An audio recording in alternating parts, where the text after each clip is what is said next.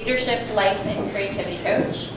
And I started Yoga in Abundance because for a story that I tell over and over, and I'm going to say for that story of why I started the Wise Women panels, go back and watch some of the old panels because I'm going to tell a different story tonight than what I normally tell.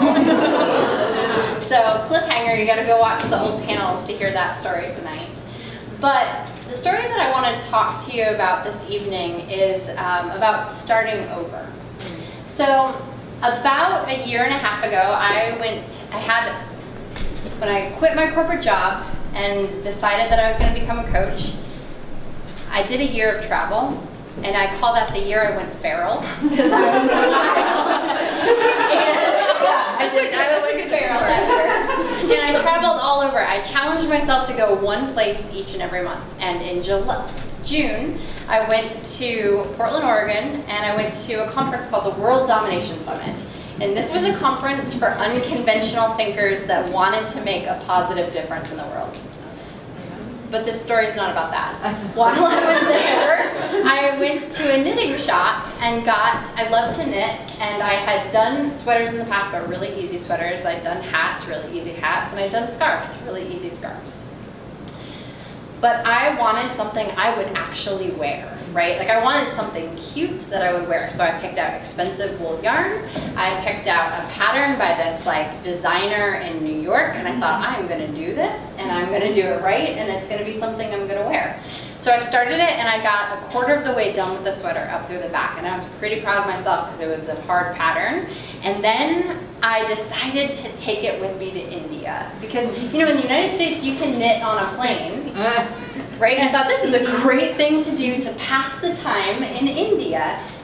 So I took it with me, and you know what I didn't do on the plane ride over? I didn't knit. You know what I didn't do while I was in India? I didn't knit. So I thought, I'm definitely gonna knit on the ride home. Well, I get to the airport, and I fully intended to knit on the ride home, but you can't take knitting needles on the flight into Europe. They have different rules than we do in the United States. So their TSA literally had me pull it out. So imagine having done a quarter of this sweater and having to rip out your work.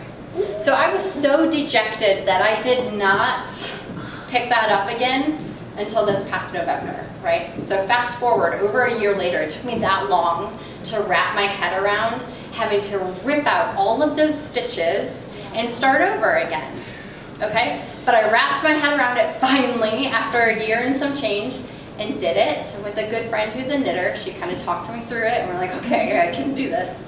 I got to about that same point, actually a little bit further, where you begin shaping for the shoulders. And I screwed up. And you know what I had to do again? Completely rip it out. Now, I don't know if you guys get this way, but I get a little bit of a seasonal affective disorder this time of year.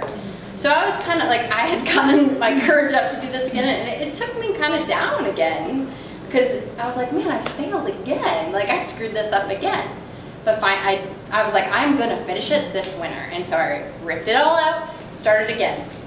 I ended up having to rip out the back, if you count the time in India, 3 times before I was able to finish the back of that sweater. Then I started on the front panel. And I got halfway up the front panel, started the shaping and the V-neck, and you know what, I screwed up again. And I had to rip it out again. Now, like, it's funny now. It might be funny to you. It was not funny when I did it. It's not funny. Like, think about all of the work that goes into that, all of the hours. So what I was doing is, as a depressed human being this time of year, I was putting my heart and my soul into this sweater because it was the thing that was making me feel productive in the times that I didn't feel like I could be a productive human being.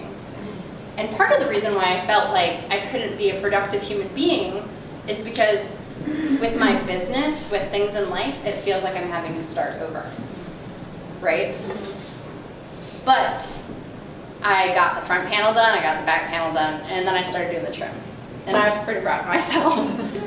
I ended up having to redo the trim on one, and then it was smooth sailing, and I brought the sweater. I brought with you. And I might never take it off again.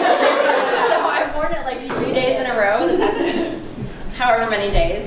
And so I wanted to tell you all this story because the thing is, if you're facing something in your life right now where it feels like you have to rip out all of the work that you just did and start back over, if you can start with the end in mind, and if you can stay single-mindedly focused on what you want, even if you have to undo all of the work that you just did, you can end up with a sweater.